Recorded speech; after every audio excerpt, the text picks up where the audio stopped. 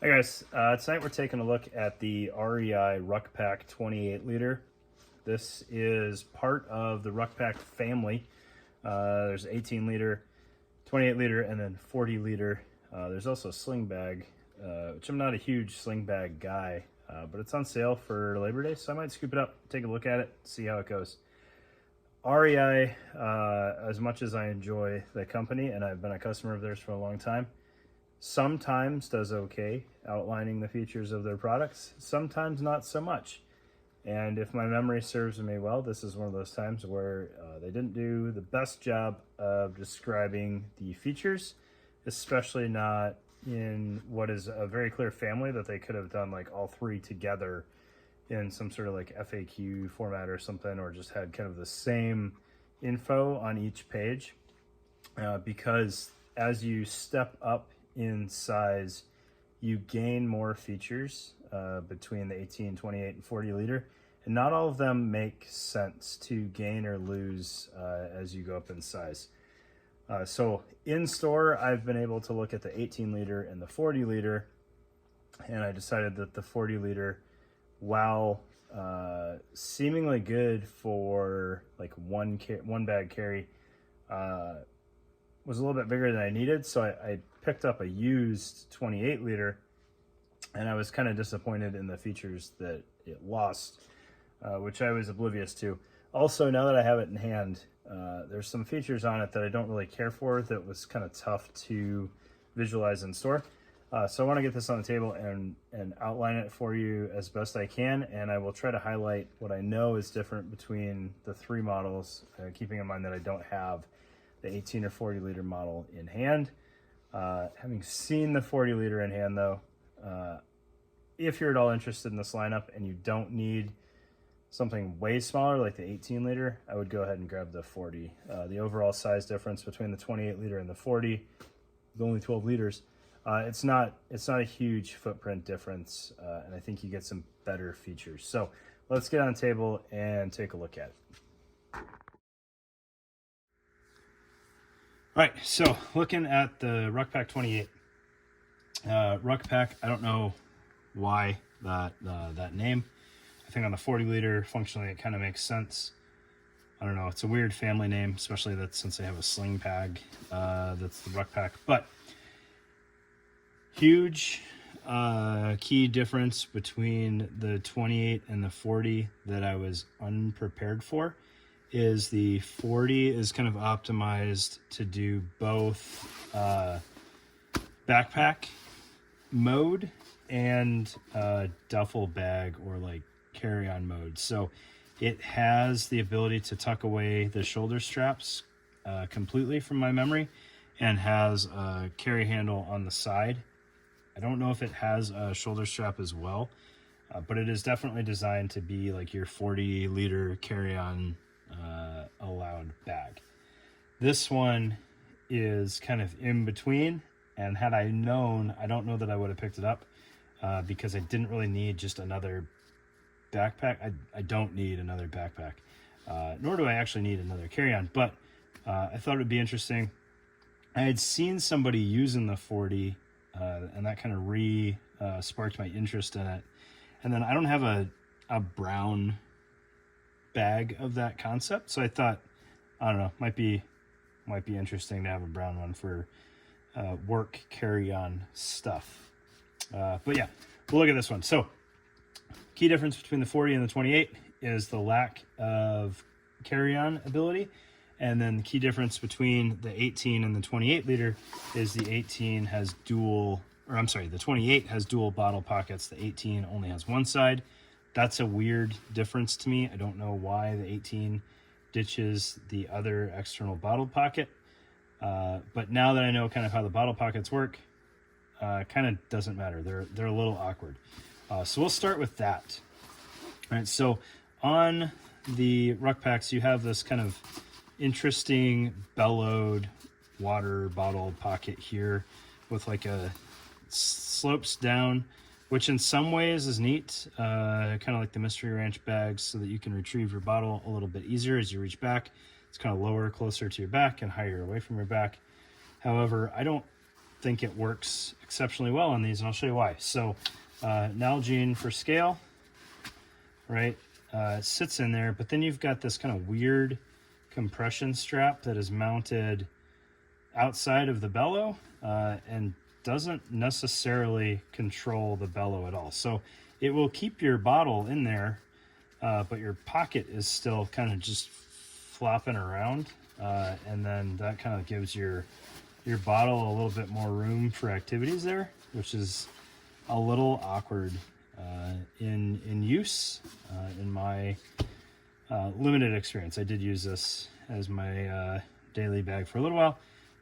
Don't really care for it for several reasons. This is kind of the least important one. It's just kind of awkwardly done. I don't know if they could have just elasticized this whole top or not bellowed it this way. I'm not sure, because it never really polices itself up unless you go real small and get to this point where now it's kind of containing everything, but that's like not, now we're like eating up into the pack there, or we're at like 16-ounce water bottle size. So that's kind of one weird thing. And then this other compression strap here, get that out of the way. I don't dislike this feature for what it is, but with the bottles it's kind of weird. So on one side you have this like admin panel, which is kind of neat. You've got this lower cut pocket and then kind of these pen pockets.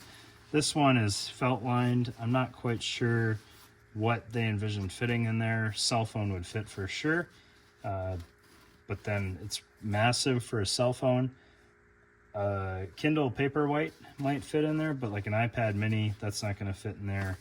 So unless you had just a giant cell phone, I'm not quite sure. And then this pocket over here is separate, and I'm also not sure what goes in here. It's softer material, but I don't really know what their thought process was there. This would make a relatively secure passport pocket, but then you're like 2 layers of zippers and potentially a water bottle pocket floating around to get to it. Don't necessarily dislike this, but I do dislike it stacked on top of the bottle pocket, because now we're just pushing into all that stuff, which is then pushing into the body of the pack and makes it a little awkward.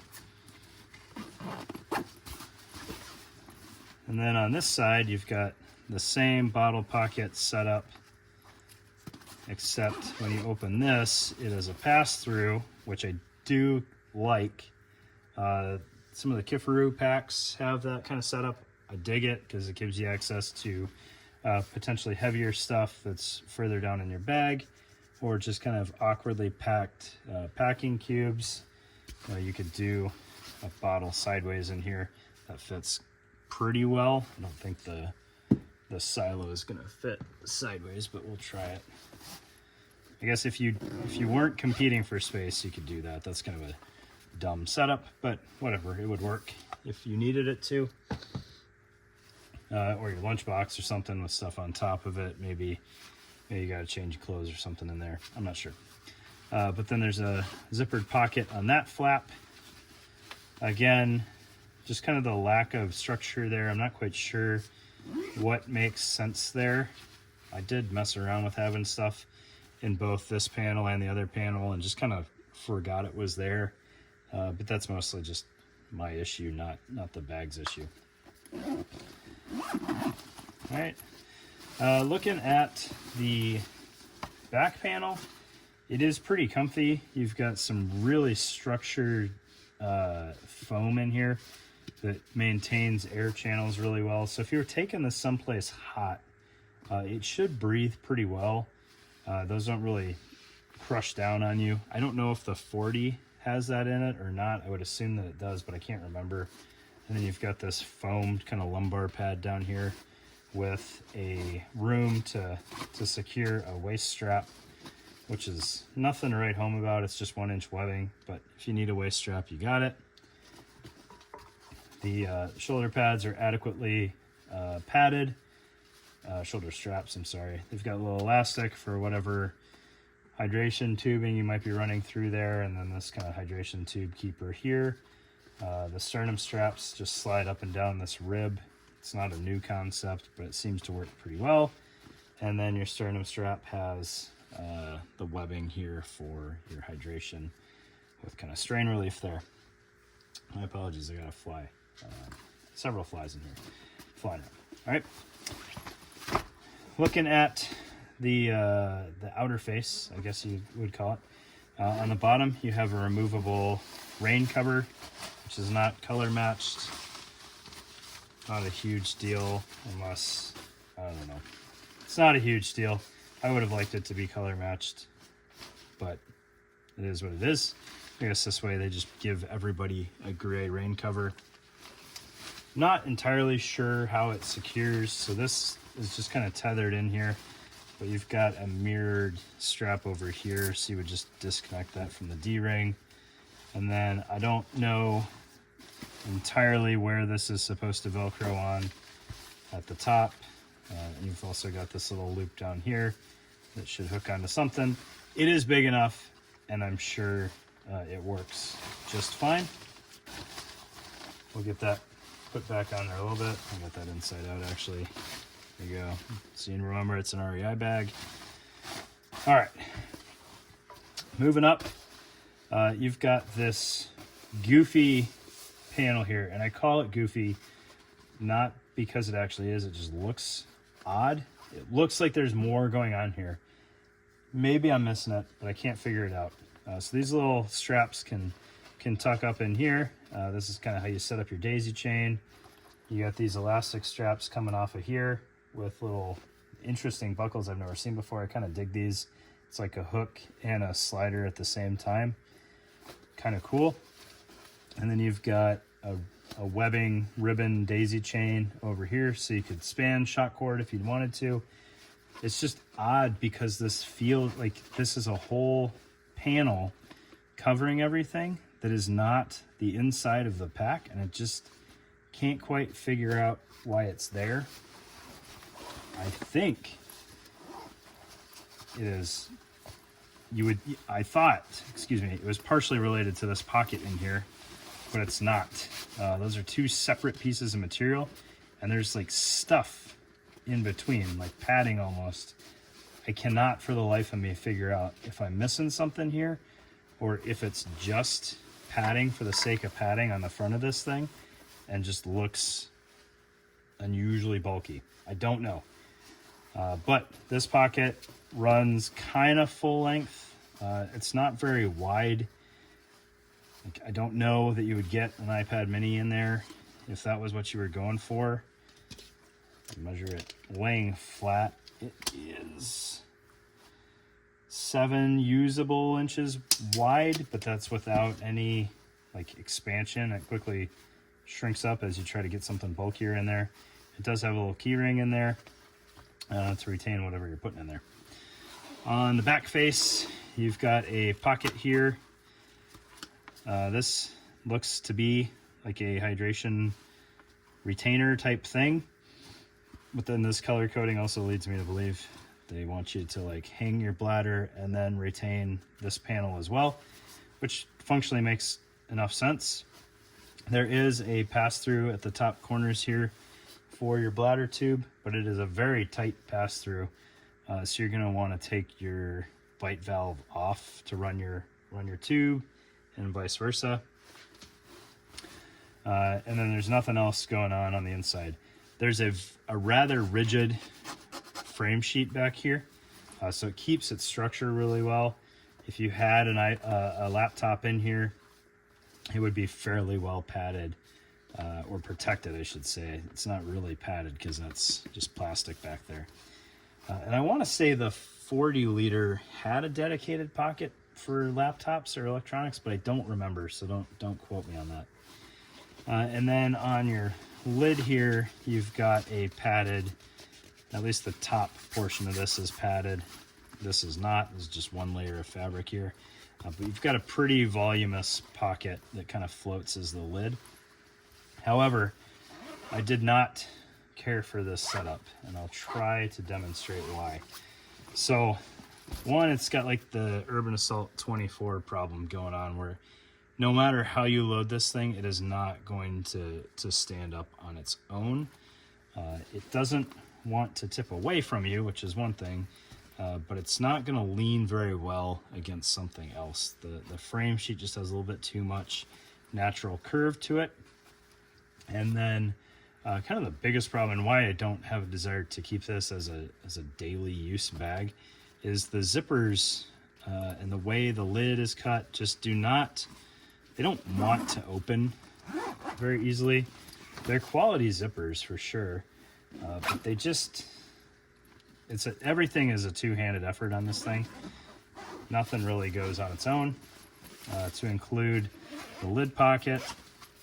And then I don't care for the way the lid pocket flips forward versus the Mr. Ranch bags where it flips back towards you. And I'm sure I've said on the Mr. Ranch bags, I don't care for it flipping back towards you.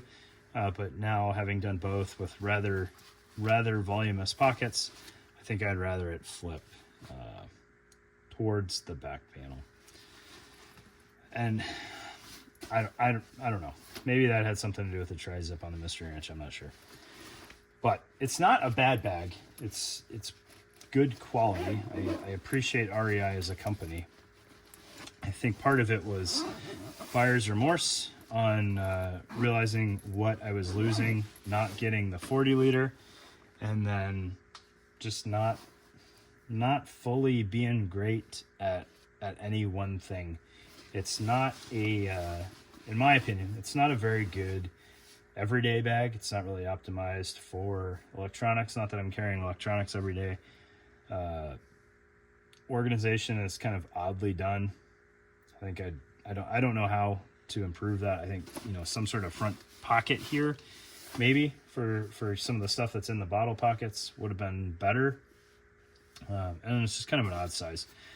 I don't know that I've ever had a 28 liter bag before, especially not one with as little structure is in here. It's just kind of odd to me. I don't know. But there you go. Mr. Ranch Ruckpack 20, or I'm sorry, not Mr. Ranch, gosh. REI Ruckpack 28 liter. It's going to be on the garage sale page if anybody wants it. Hit me up. Thanks.